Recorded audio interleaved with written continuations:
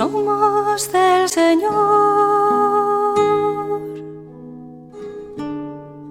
somos del Señor. Y si vivimos, somos del Señor. Y si morimos, somos del Señor. En la vida y en la muerte, somos del Señor, somos del Señor,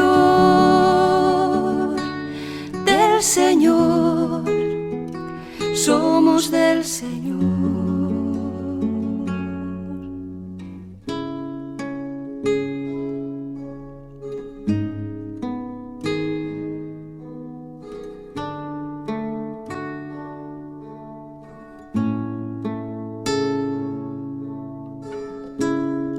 Somos del Señor, somos del Señor.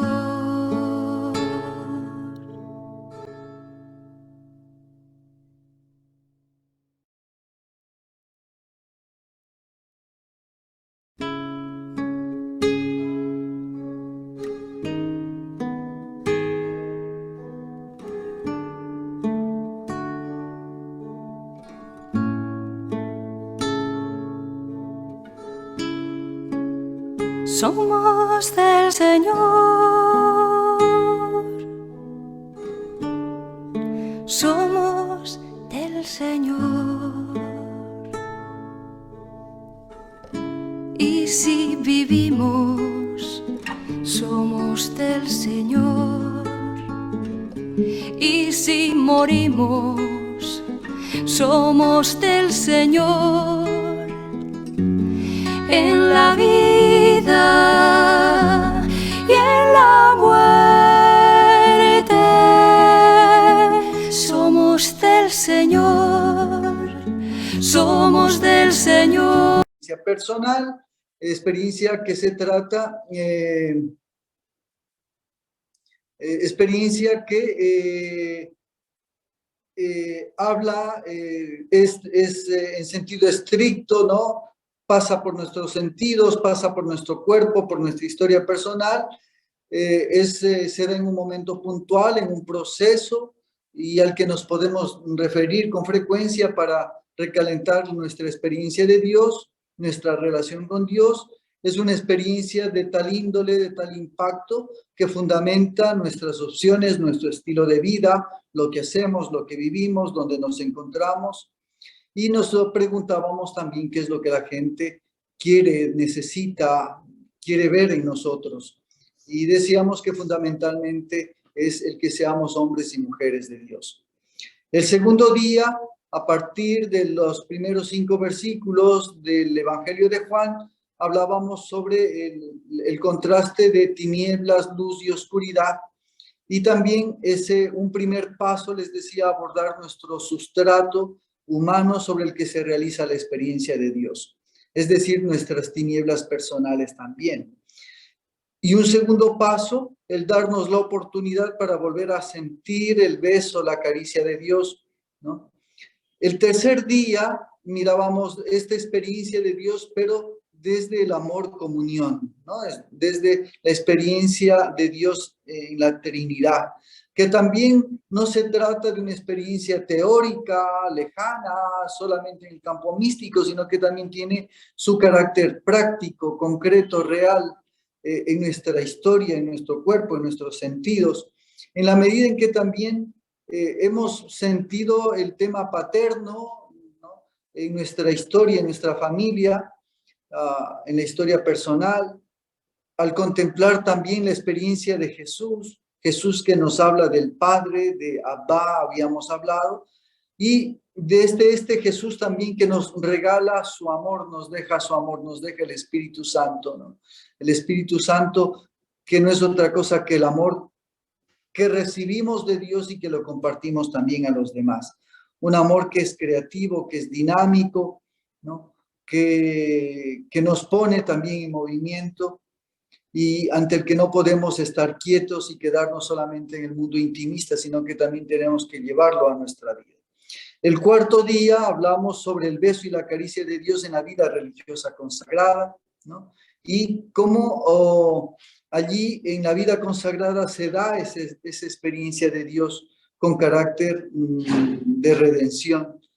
Y que la vida religiosa consagrada también surge en la historia de la Iglesia con un carácter hasta cierto punto carismático, pero también contestatario, queriendo contestar o responder a ciertas realidades dentro de la Iglesia, dentro del mundo, pero que eso no quita que este aporte se ha hecho de modo constructivo, propositivo, en la Iglesia, desde la Iglesia, a favor de la Iglesia y nunca contra la Iglesia, ¿no?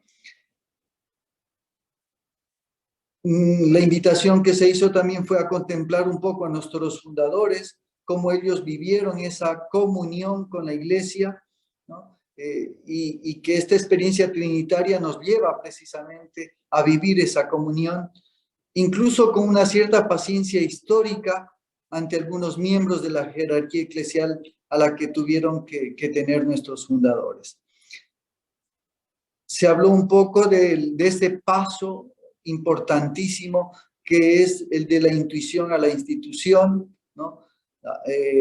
Un poco tomando algunos textos de Theophilus Bones, el libro precisamente de la intuición a la institución, como esa intuición primogénia de la experiencia de Dios en San Francisco de Asís y en sus primeros compañeros va pasando poco a poco a la institución. Y compartí 3 pasos que a mi parecer sintetizan la experiencia de Dios, ¿no? 3 pasos, para mí un primer paso, la apertura, el abrirse a la caricia de Dios, el abrirse al beso de Dios, el abrirse a la experiencia. El segundo, para mí, el disfrutar de ese momento de Dios, no dejarlo pasar, sino gozarlo, saborearlo. Y un tercer paso, que esa experiencia de Dios no puede quedarse allí en el intimismo, sino debe pasar también a la formalidad, a la legalidad, ¿no? Y debe ser compartido, debe ser llevado a otros espacios de la vida. Se veían algunos elementos también de la vida religiosa consagrada, las necesidades que aparecen en todo el mundo de refundación, de revitalización también, algo que en la tradición de la Iglesia y el Concilio Vaticano II lo llamaba el ayornamiento, la actualización. En el quinto día, con el documento El don de la fidelidad, de la alegría, de la perseverancia, ¿no? Un documento orientativo de la Congregación de los Institutos de Vida Consagrada y Sociedades Apostólicas, documento que salió el año pasado, ¿no? Presenté algunos antecedentes y seguidamente hice una especie de síntesis de sus partes, sobre todo de las 2 primeras partes. Una primera parte que hablaba de la mirada y la escucha, con ese título, la mirada y la escucha, donde se constata la crisis actual de la vida religiosa consagrada. Una segunda parte titulada Reavivar el conocimiento de sí mismo, donde se exponen algunos caminos que la vida religiosa consagrada debe tomar para fortalecer ese estilo de vida. El día de ayer, el día 6º, se hizo una especie de contraste entre lo ideal y lo real, ¿no? Esto a la luz también de la tercera parte del documento, del don de la fidelidad, la alegría de la perseverancia, ¿no? De la congregación, y que aunque esta tercera parte tiene un carácter disciplinario, legal, canónico, sin embargo también da espacio a varias reflexiones. Yo de allí saco algunas reflexiones nada más, en donde me lleva a contrastar precisamente lo ideal y lo real. Y decía que llegamos con un ideal cuando nosotros iniciamos nuestra profesión, cuando entramos por primera vez a la casa religiosa, al convento, pasamos la puerta del convento, entramos con ideales, ideales de carácter religioso, de fraternidad, de castidad, de pobreza, de obediencia, de misión, de oración, ¿no? Y que estos ideales con el tiempo pues se han ido purificando, han ido cambiando, posiblemente creciendo, otros, quién sabe, decreciendo, ¿no? Y que sí es importante como volver un poco a esos primeros ideales. Luego les había invitado a mirar estos ideales, qué ha pasado en mi historia, cómo los sentí luego en la profesión solemne, cómo viví esos ideales en la profesión solemne. Y también cómo me encuentro ante estos ideales hoy, cómo los estoy viviendo, incluyendo allí la experiencia de Dios, ¿no? Tanto en la profesión perpetua como hoy día, cómo estoy en mi experiencia de Dios. Además de mirar los otros elementos que había dicho, el religioso, la fraternidad, la castidad, la pobreza, la obediencia, la misión y la oración. Agregué dos elementos más que son que constituyen ya aporte muy personal de lo que yo llamo el sistema de autoaniquilación vocacional y paralelo a ello el sistema de autoinmunología, el sistema autoinmunológico vocacional. Tal vez inspirado por el virus de la pandemia, ¿verdad? Pues el que decimos, no, pues uno tiene que estar inmunizado, uno tiene que fortalecer el sistema inmune para que el virus no le afecte, pues sucede que la vida religiosa consagrada yo lo veo también desde allí. Yo tengo que fortalecer mi sistema inmunológico vocacional. ¿Para qué? Para enfrentar los diversos estímulos que amenazan mi vocación. Que amenazan sí toda la vida religiosa consagrada, evidentemente, pero cada uno tiene sus propias amenazas también. Y que pueden ser amenazas también en los temas que había mencionado. Amenazas en lo religioso, en la fraternidad, en la castidad, en la pobreza, en la obediencia, en la misión, en la oración y en la experiencia de Dios. Ahora, ¿a qué le llamo el sistema de autoaniquilación vocacional? Son aquellas cosas donde yo a nivel interno, de pronto sin darme cuenta, voy debilitando mi sentido religioso. O voy debilitando mi sentido de vida fraterna, mi percepción y mi valoración y mi vivencia de castidad, de la pobreza, de la obediencia, de la emotividad ante la misión, ante la oración o de la misma experiencia de Dios. ¿Sí? Ese sistema de autoaniquilación que a veces, no es que a veces, que lo tenemos los seres humanos, porque también nos podemos autoaniquilar. Pero a la vez también tenemos ese sistema de inmunología vocacional, ¿no? Que yo también puedo irme fortaleciendo, ¿no? Y hablaba también de diversos motivos que aparecen en las salidas de las comunidades religiosas consagradas. Y podemos encontrar diversos motivos y decir, un motivo es la fraternidad, porque el hermano no pudo vivir en fraternidad, era un incapaz de vivir la vida fraterna, su problema fue la fraternidad. Otros podemos decir, no, el problema fue la castidad, que no pudo vivir la castidad, era un inmaduro afectivamente, etc. Podemos poner argumentos de pobreza, que fue deshonesto, que no pudo manejar la pobreza, etc. Podemos argumentar también que la misión, que no fue capaz de responder a la misión o que simplemente no le dieron la misión que quiso. O podemos colocar argumentos de oración, perdió la vocación porque dejó de orar, porque se alejó de la oración. Sin embargo, todos estos y muchos más argumentos que podemos encontrar al momento de las salidas, sin embargo, para mí son argumentos muy superficiales. ¿Por qué? Porque el ser humano es unitario, somos unidad, ¿no? Y tanto la antropología contemporánea como la antico testamentaria nos muestra esa unidad del ser humano. Y desde allí hay que mirar también las salidas con nuevos ojos, de pronto con ojos mucho más profundos, no quedarnos en la superficialidad. Y sin buscar culpables a veces de las salidas, porque a veces lo que hacemos ante una salida es buscar culpables, ¿no? El culpable fue el superior, el culpable fue la superiora, el culpable fue fulano, fue fulana. A veces buscamos culpables ante una salida.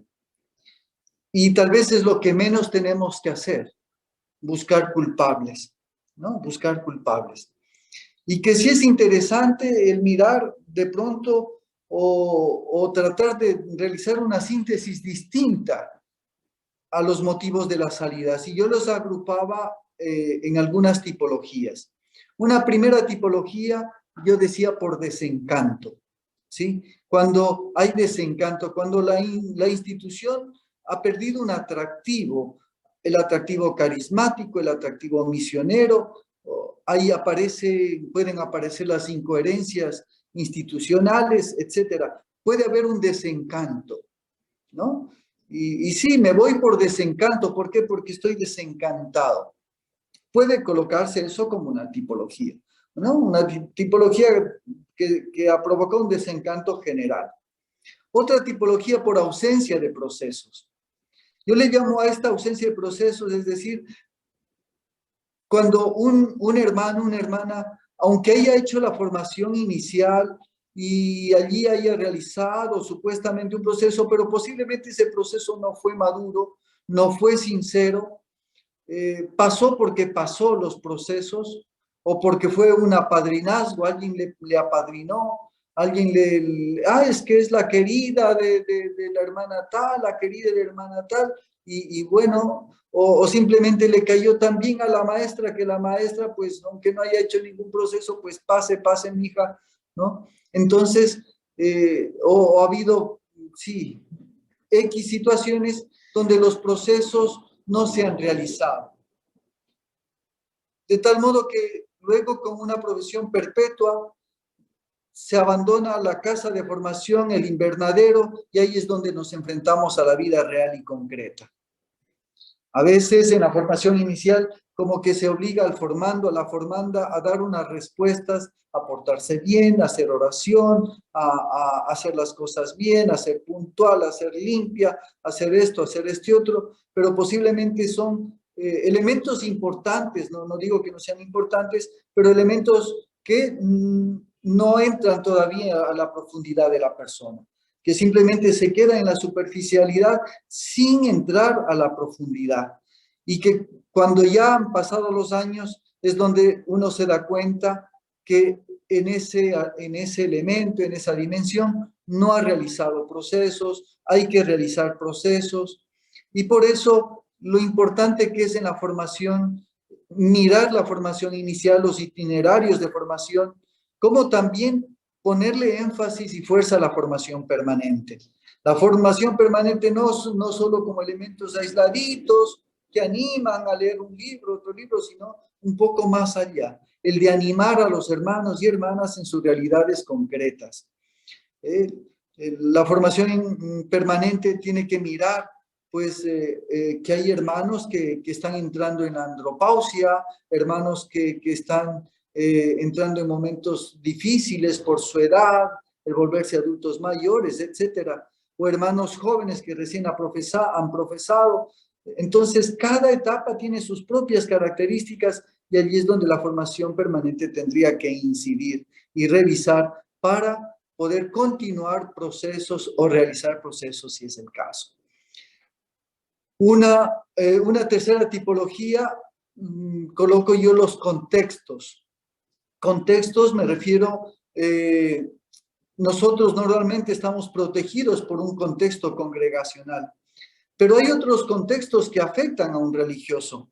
Por ejemplo, el contexto de la familia, el de los padres, ¿no? Que los padres están enfermos, que la mamá está mal, que ahora quién va a atender a mi papá, quién va a atender a mi mamá, y son contextos que afectan muchísimo en la vida de muchos religiosos y religiosas, que incluso hasta casi define su permanencia o no en la congregación, Hay hermanos, yo sé de hermanos religiosos y religiosos concretísimos que han dejado la congregación. ¿Por qué? Porque han querido atender a sus padres, ¿no? Y ya han tenido un tiempo, les han dado un tiempo, la congregación les ha dado un tiempo, pero evidentemente no se puede dar más tiempo y como no se les ha negado ese tiempo, pues a la final ellos han decidido dejar las congregaciones. Estos contextos a veces se sobreponen precisamente al contexto congregacional. Y para mí una cuarta tipología, la que más me gusta, el adecuado discernimiento. Son pocas las salidas de hermanos y hermanas que lo hacen luego de un adecuado discernimiento, un proceso serio de discernimiento, ¿no? Les decía que cuando hay un hermano que profesa, pues se hace una propaganda muy bonita, tarjetas de invitación digitales o impresas, invitamos, dice allí las tarjetas, invitamos, nos gozamos, nos alegramos de la profesión de tal hermano, de este hermano, de estos hermanos o de estas hermanas, y con cuadros muy bonitos, fotografías bonitas, etcétera.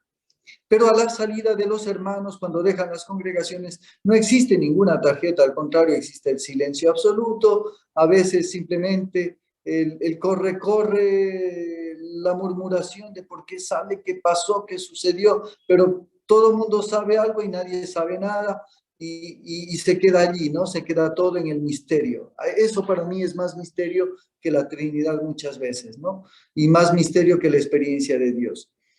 Y ahí es donde nosotros decimos, qué bonito cuando hay procesos serios de discernimiento que hacen que un hermano realmente haya descubierto, aunque ha vivido toda una formación inicial, una formación permanente, pero ha descubierto por discernimiento que ahora su vida va por otro lado, ¿no? Y que todos le podamos dar yo diría, una honorable despedida, por llamarlo de algún modo, tal como le dimos una alegre bienvenida, el poderle dar una alegre también despedida, en decirle, nos alegramos que hayas descubierto tu vocación, nos unimos a tu alegría y te apoyamos y estamos contigo y cuenta con nuestra oración, ¿no? En lugar de quedarse en el silencio y en el misterio.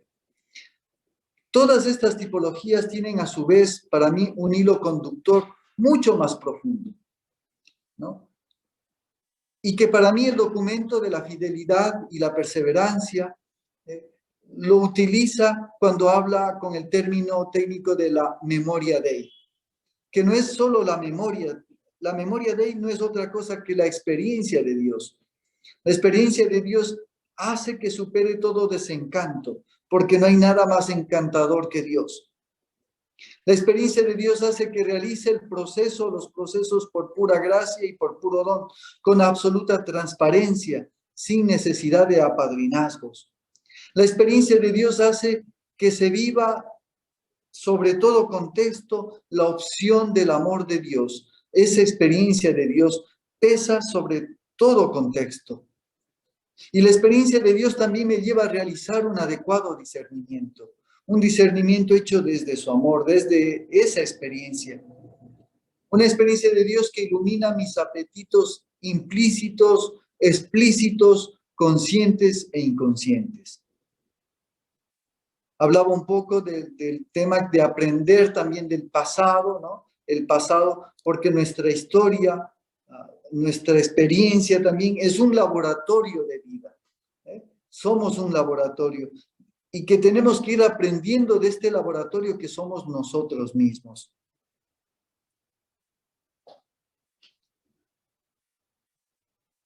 Y sin más detalles, aunque se abordaron otras cositas más, pero sin más detalles entramos al tema de hoy, al séptimo día. Séptimo día, que es el séptimo día, si recordamos en la Sagrada Escritura, en la tradición sacerdotal del Génesis, el capítulo 1, versículo 1 hasta finales del capítulo 1, me parece capítulo 2, versículo 2, donde termina el texto sacerdotal, donde la creación se realiza por días. El séptimo día Dios descansa, ¿no? Hoy tenemos el séptimo día y no crean que vamos a descansar para nada. Qué pena. Porque dice el tema del día es la sacralidad de la experiencia de Dios, ¿sí? la sacralidad de la experiencia de Dios. Y yo quiero que de pronto lo que ustedes han vivido en la oración inicial, que felicito a las hermanas cómo lo organizaron, muy bonito, pues por allí vamos a ir apuntando un poquito. Hablar de la experiencia de Dios tal como hemos venido tratando en estos días es hacer referencia en el sentido estricto de la palabra, como hemos señalado. Experiencia pasa por nuestro cuerpo, por nuestros sentidos, por nuestra historia. Y hay que tomar algunos elementos. Hay que tomar algunos elementos de la vida religiosa consagrada. Y de allí voy a sacar 5 elementos que nos ayudarán posteriormente en la reflexión sobre la sacralidad de la vida religiosa consagrada. Un primer elemento: Dios ha tomado contacto con nosotros. La vida religiosa consagrada es una iniciativa de Dios. Un segundo elemento: la vida religiosa consagrada se realiza desde esa iniciativa de Dios, pero en el sustrato humano. Lo que yo llamaba la apertura, necesitamos esa apertura. Un tercer elemento: esta experiencia de Dios, que es iniciativa de Dios, que se da en nuestro sustrato humano, se da también en un contexto que es en la iglesia, desde la iglesia, con la iglesia. Y allí, precisamente, viene el tema del bautismo. Al hablar de iglesia estamos hablando de la experiencia de Dios estrechamente relacionada con la vida sacramental. Una vida sacramental que tiene su inicio, su arranque en el bautismo y que tiene su centro y culmen en la Eucaristía. Un cuarto punto: la experiencia de Dios, lejos del intimismo egocéntrico, narcisista, nos lleva a la comunión carismática para asumir compromisos comunes. Estos son los votos, la castidad, la pobreza y obediencia, característicos de la vida religiosa consagrada. ¿No? Un quinto punto: que la experiencia de Dios nos faculta para ponernos al servicio de la iglesia y del mundo, donde ponemos al servicio de la iglesia y el mundo los dones recibidos en una espiritualidad concreta y un carisma concreto. Estos 5 puntos los destaco porque sobre ellos vamos a trabajar en este tiempito. ¿Sí? Repito, un primer punto: Dios toma contacto con nosotros, la iniciativa de Dios. El segundo punto: el sustrato humano. El tercer punto: en la iglesia, desde la iglesia y relacionada con la vida sacramental.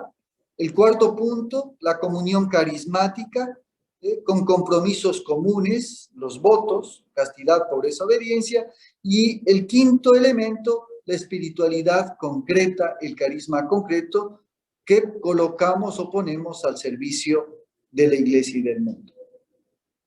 Sobre estos elementos, sobre estos 5 elementos, se pueden colocar otros elementos, evidentemente, pero yo los sintetizo en 5. Estos 5 elementos, la iglesia los conjuga, ¿sí? O se ponen, y según donde se ponga el acento, donde se ponga la fuerza de voz en cualquiera de estos elementos, también se va determinando el concepto o el modo de percibir a la vida religiosa consagrada. En cualquiera de estos puntos se puede ir colocando un acento, el acento, y depende de dónde se coloque, también va a condicionar el modo de percibir a la vida religiosa consagrada.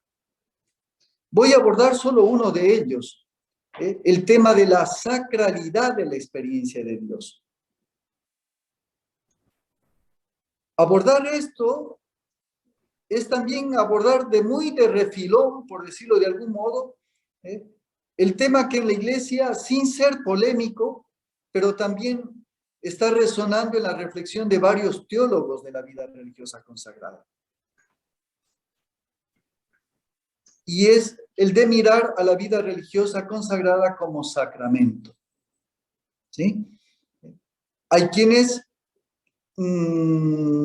definen, y la iglesia oficial no mira a la vida religiosa consagrada como sacramento. Esto conviene decirlo de entrada, ¿no? Ustedes no digan a un obispo que la vida religiosa consagrada es sacramento. Les puede causar la expulsión automática de la iglesia por hereje, ¿no? Pero lo que no se puede o no pueden eludir es que la vida religiosa consagrada sí tiene elementos de sacralidad. Y esto es lo que vamos a explicar. Es decir, nos encontramos con dos posturas fundamentales. Por un lado, la postura oficial de la iglesia, que no coloca a la vida religiosa consagrada en el elemento, en el elenco de los 7 sacramentos. Son 7 sacramentos y allí no cabe la vida religiosa consagrada como sacramento. Y esa es la postura oficial de la iglesia, ¿no? Por otro lado, hay una postura que sostienen algunos teólogos de la vida religiosa consagrada de las últimas décadas, que sí le confieren a la vida religiosa consagrada ese carácter, el carácter de sacramento. Hay también quienes no afirman el carácter de sacramento para la vida religiosa consagrada, pero tampoco lo niegan.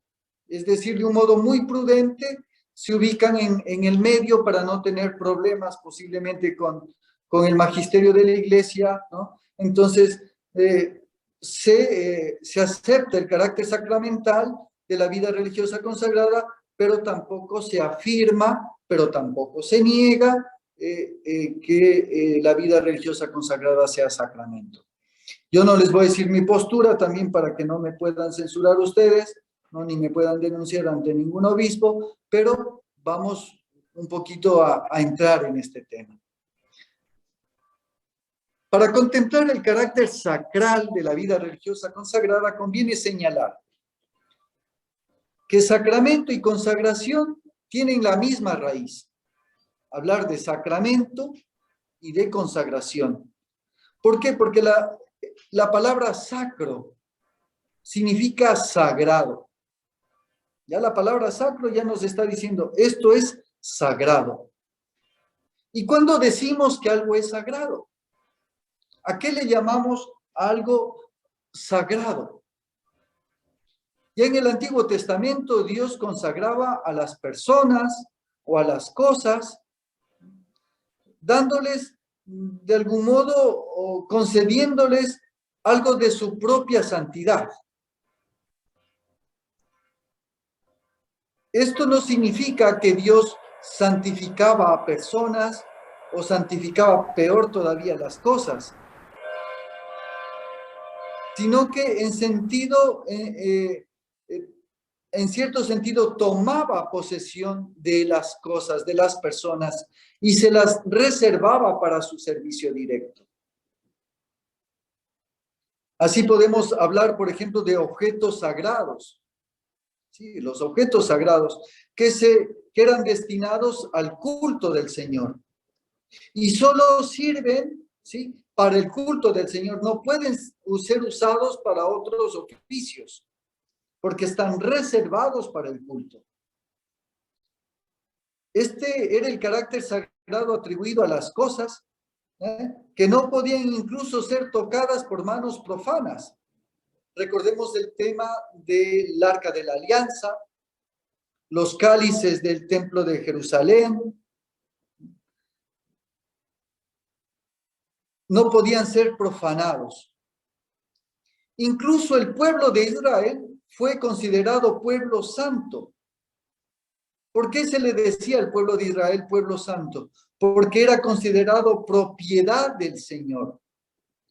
El Señor de todos los pueblos del mundo, porque no existía en el mundo solo el pueblo de Israel, no, había varios pueblos. Sin embargo, el pueblo de Israel tiene una conciencia muy especial de sí mismo, que se considera propiedad del Señor. Y nosotros decimos desde nuestra fe, Dios se fijó en este pueblo, dirigió su palabra, sí, dirigió su palabra e incluso eligió hombres para sí mismo, portavoces de él.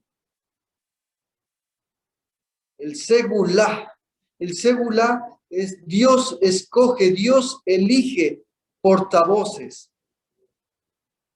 Y allí tenemos, por ejemplo, a los profetas que debían hablar en nombre de Dios, en nombre de Yahvé. Dios los santificaba. Y el modo de la santificación es realizar con ellos una amistad reservada, una confianza especial. Incluso algunos personajes del Antiguo Testamento eran considerados amigos de Dios. Amigos de Dios.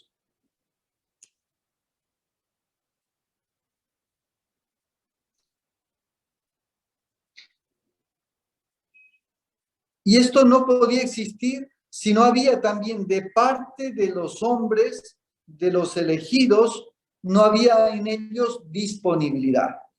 Dios contaba también con la disponibilidad de estos hombres. Y allí cabe también la gran novedad del bautismo cristiano. Por medio de este bautismo cristiano, los creyentes llegamos a tener el corazón purificado. El bautismo provoca purificación. El bautismo lava, santifica.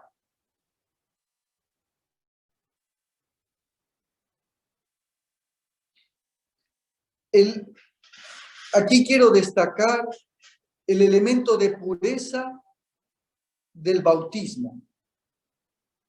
Y miremos la fiesta de hoy, el bautismo del Señor, que es una epifanía.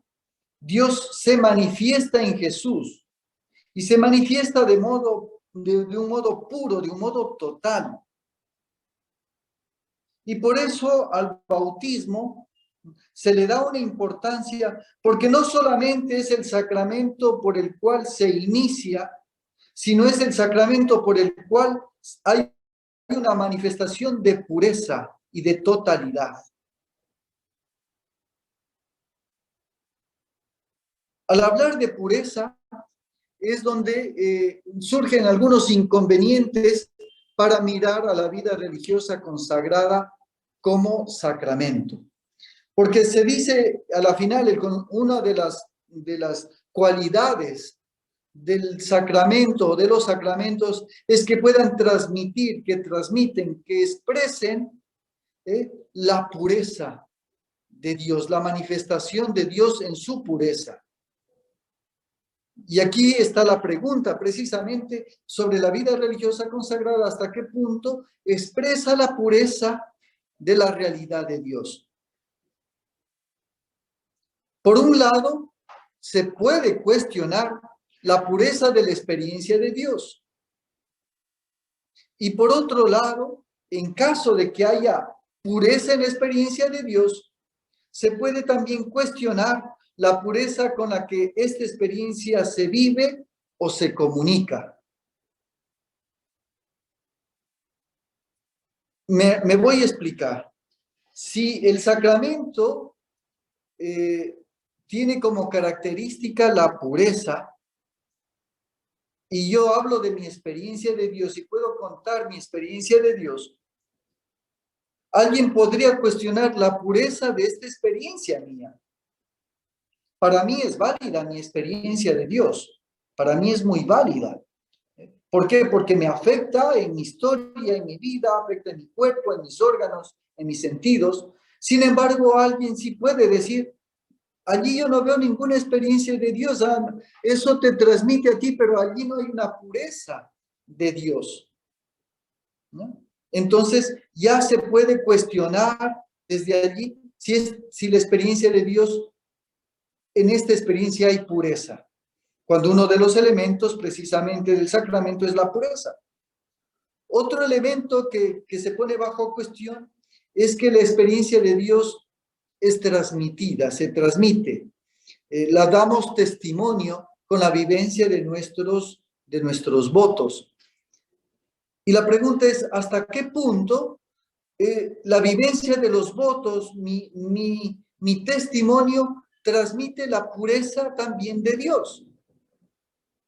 Posiblemente alguien conoce mi vida, revisa mi vida y luego dice, no, pues Galo no transmite, ni transmitió, porque normalmente miramos la vida de ciertos hermanos cuando ya han muerto para ver qué, y para hacer un examen de la vida de este hermano, la síntesis de la vida de este hermano, y puede decirse si este hermano no transmitió con pureza la experiencia de Dios.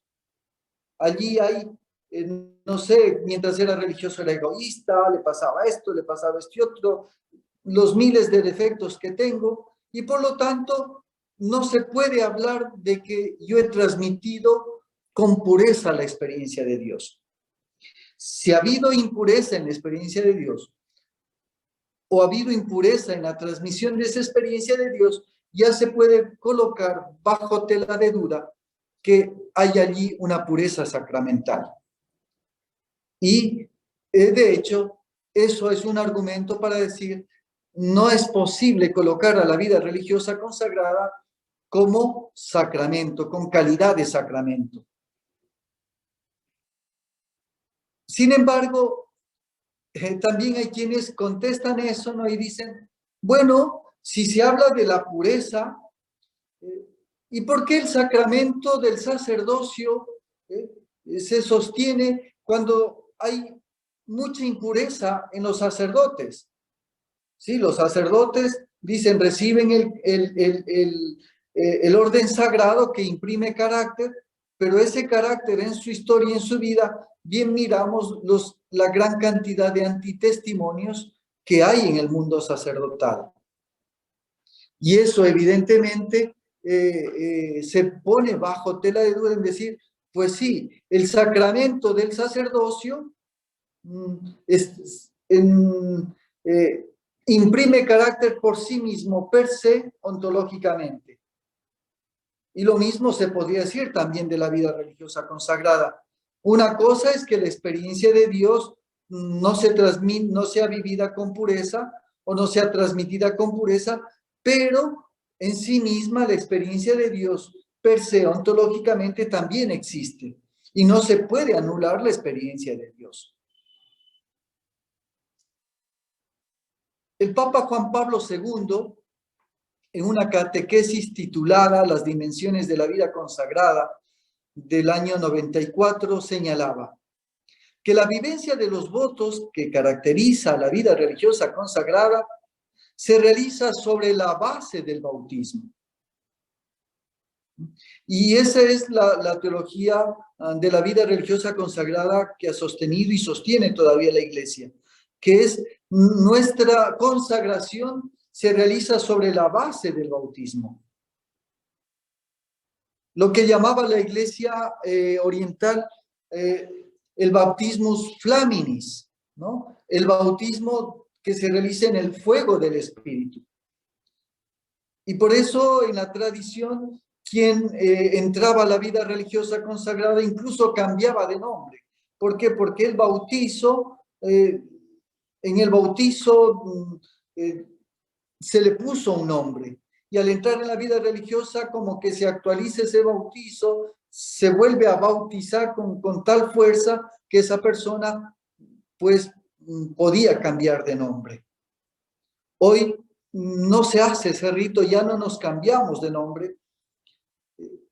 Y no se trata que al bautismo lo hemos degradado, tal vez al contrario, al bautismo se le está dando tal importancia que nuestra vida religiosa consagrada tal vez tenga que ser mirada desde otra perspectiva. Para Juan Pablo II y para la Iglesia, la vida religiosa consagrada no es un sacramento, es una vivencia especial y una vivencia profunda del bautismo. Yves Marie Joseph Congar, un teólogo dominico francés, ¿no? Es uno de los artífices intelectuales del Concilio Vaticano II. El mismo Juan Pablo II lo nombró cardenal. En un artículo que titula El bautismo, el sacerdocio y la vida religiosa, aborda el tema de tal modo que muestra muy argumentadamente la vida religiosa consagrada con carácter de sacramento. Y uno de los elementos de allí, uno de los argumentos precisamente es la experiencia de Dios. La experiencia de Dios es aquello que da cuerpo precisamente a que una persona opte por. Si es cierto, el bautismo ha imprimido carácter en nosotros, sin embargo, hemos pasado por la confirmación. Ayer yo tuve comuniones, primeras comuniones y confirmaciones. ¿Y qué hemos hecho en la confirmación? Hemos confirmado lo del bautismo. ¿Será que la vida religiosa consagrada es una confirmación de la confirmación? Si fuese así, no todos los seglares o todos los seglares estarían obligados a hacerse religiosos consagrados, porque sería como la confirmación de la confirmación del bautismo. Y dice Congar que tiene que ser mirada también casi a la misma línea del orden sacerdotal. Otros teólogos dicen que la Iglesia tiene un peligro de caer en la misoginia, ¿no? Curiosamente, ¿no? Se dice, curiosamente, el Papa Francisco empezó a hablar de la mujer en la Iglesia, del diaconado femenino, y le salieron enseguida al paso grupos en la Iglesia para cerrarle, ¿no? Y que ya no se siga hablando del rol de la mujer en la Iglesia, que ya no se hable del diaconado femenino. Y curiosamente, la vida religiosa consagrada, como habíamos visto en los días anteriores, el protagonismo de la mujer en la vida religiosa es impresionante. El número de congregaciones de vida religiosa consagrada femenino le supera totalmente a la vida religiosa consagrada masculina. Y si miramos los números de las comunidades religiosas femeninas relacionadas a las vocaciones masculinas, yo estoy seguro que ustedes nos superan terriblemente. Y curiosamente, no se le quiera dar espacio tampoco a considerar a la vida religiosa consagrada como sacramento. Dicen estos teólogos, ¿no será que hay el temor en no quererle dar a la mujer, incluso desde esa perspectiva de la vida religiosa consagrada, espacios de protagonismo también con carácter sacramental? No vamos a entrar aquí en esa discusión, pero simplemente yo sí creo que independientemente de que le veamos o no a la vida religiosa consagrada como sacramento o no, sin embargo no podemos deslindar que la vida religiosa consagrada tiene carácter sagrado. Y si al inicio de estos ejercicios hablábamos que la vida religiosa consagrada tiene la experiencia de Dios, y la experiencia de Dios es sensible, que pasa por nuestros órganos, por nuestro cuerpo, hoy quiero cerrar también estos ejercicios indicando que no es cualquier experiencia, que no es como la experiencia de sentir la lluvia. Cada vez que salga la lluvia yo puedo salir y mojarme y dejar que la lluvia me empape. La experiencia de Dios no es cualquier experiencia. La experiencia de Dios tiene esa connotación de sagrada. Y por lo tanto, tiene una valoración distinta a la de cualquier experiencia. Experiencia de tristeza podemos tenerla a cualquier momento. Experiencia de alegría podemos tenerla a cualquier momento. Experiencia de calor, pues simplemente yéndonos al África o viniendo a Guayaquil o en algún lugar de Centroamérica que haga calor. Experiencia de frío, también basta encender un aire acondicionado o irnos a un lugar frío y podemos tener frío. Sin embargo, la experiencia de Dios va más allá de todo eso y tiene una valoración absolutamente distinta porque es nuestra relación con Dios, nuestra relación con lo sagrado. Y al hablar de lo sagrado, de la experiencia con Dios, hablamos también de la santidad, de nuestra propia santidad. La experiencia del amor podemos tener con el padre, con la madre, con los hermanos, con los sobrinos, con la gente, con el pueblo. Sin embargo, la experiencia de Dios es una experiencia de amor, sí, pero es un amor muy especial y que en donde se pone en juego también nuestra santidad. El Papa Francisco en su exhortación apostólica, Gaudete et Exsultate, cuando coloca las notas de la santidad del mundo, entre esas notas habla del aguante, la paciencia, la mansedumbre, la alegría y el sentido del humor. Es decir, esta experiencia de Dios es tan especial que nos debe llevar también a la vida religiosa consagrada a saber resistir a tantas eventualidades que hoy el mundo nos está dando, los contextos nos están dando. La paciencia y la mansedumbre, la alegría, el sentido del humor. No podemos perder el sentido del humor, no podemos perder la alegría. En la carta circular a los consagrados, alegraos, ¿no?, también se habla de la alegría del sí fiel. Y nos dice, la fidelidad es conciencia del amor que nos orienta hacia el tú de Dios y hacia cada persona de modo constante, dinámico, mientras experimentamos la vida del resucitado. Quienes se dejan salvar por Él son liberados del pecado, son liberados de la tristeza, son liberados del vacío interior, del desaliento. Y yo aquí es donde me hago la pregunta, ¿hasta qué punto yo vivo eso? ¿Hasta qué punto yo me siento liberado del pecado? ¿Hasta qué punto me siento liberado de la tristeza? ¿Hasta qué punto me siento liberado del vacío interior, del desaliento? Y no es que los religiosos no tengamos momentos de tristeza, sí. No tengamos momentos de pecado, también. No tengamos momentos de vacío, también, de desaliento, también.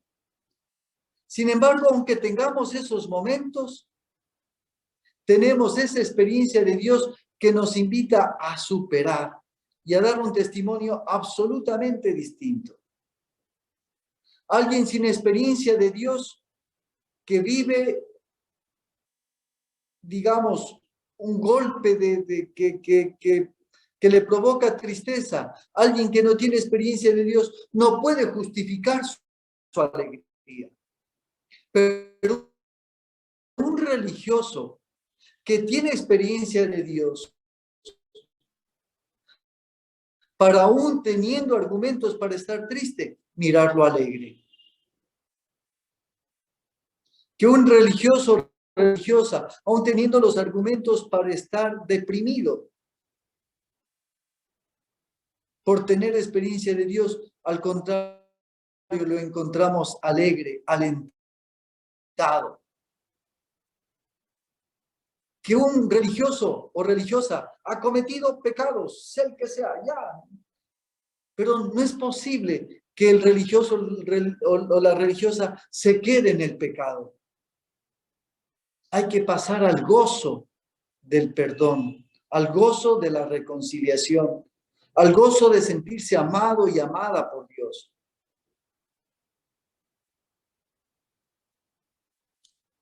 A mí me encanta cuando en el mismo texto del Alegraos, ¿no?, el Papa Francisco dice, el discipulado fiel es gracia y ejercicio de amor. ejercicio de caridad oblativa. No estamos libres de problemas, ¿no? Y continúa el texto, dice, cuando caminamos sin cruz, cuando edificamos sin cruz, cuando confesamos un Cristo sin cruz, no somos discípulos del Señor. Y ahí viene lo fuerte para mí, porque allí señala, dice, somos mundanos, somos obispos, somos cardenales, somos sacerdotes, somos papas, pero no discípulos del Señor.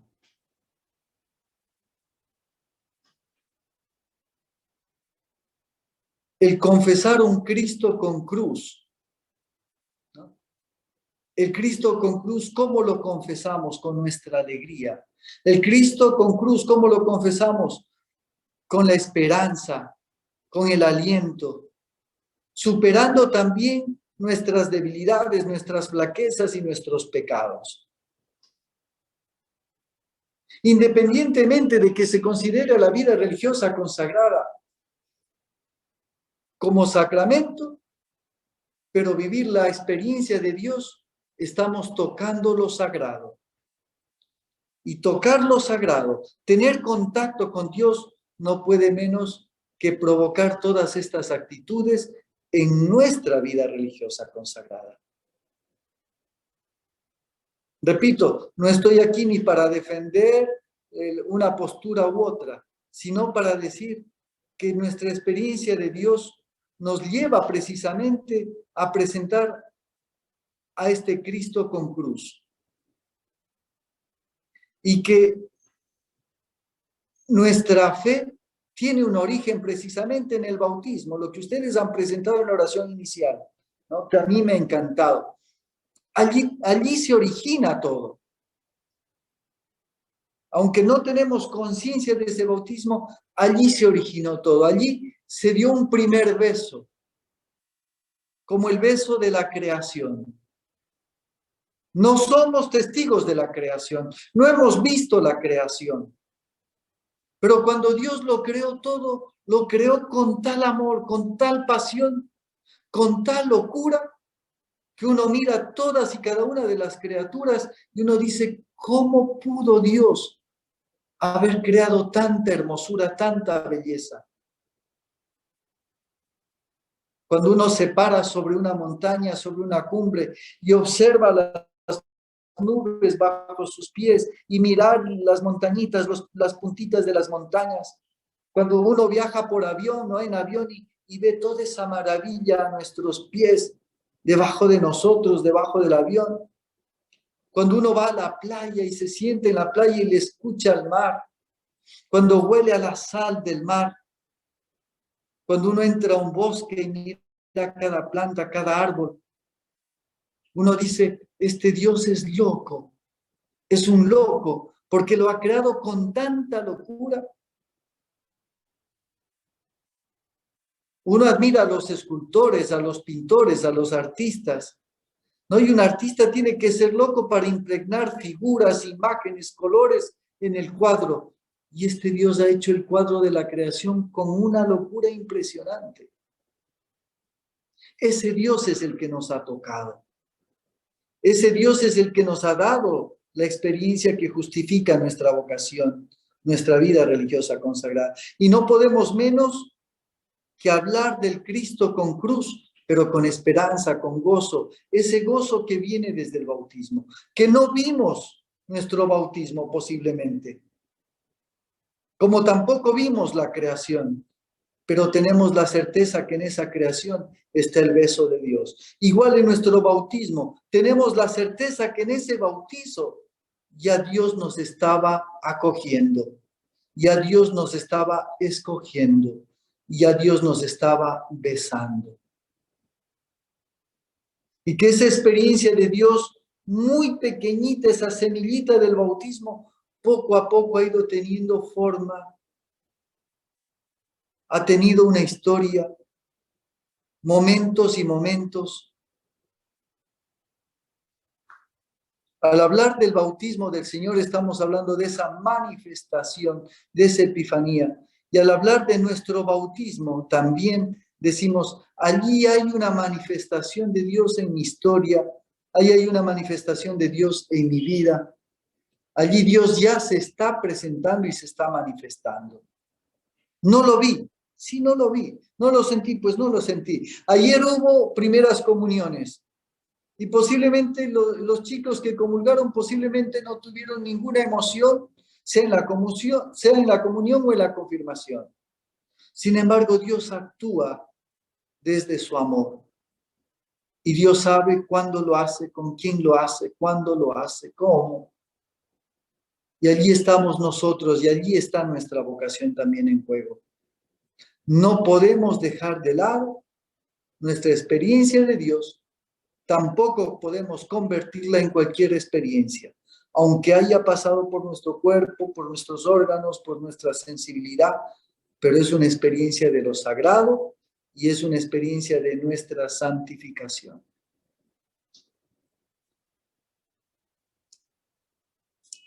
No sé, hasta aquí un poco la exposición de esta mañana.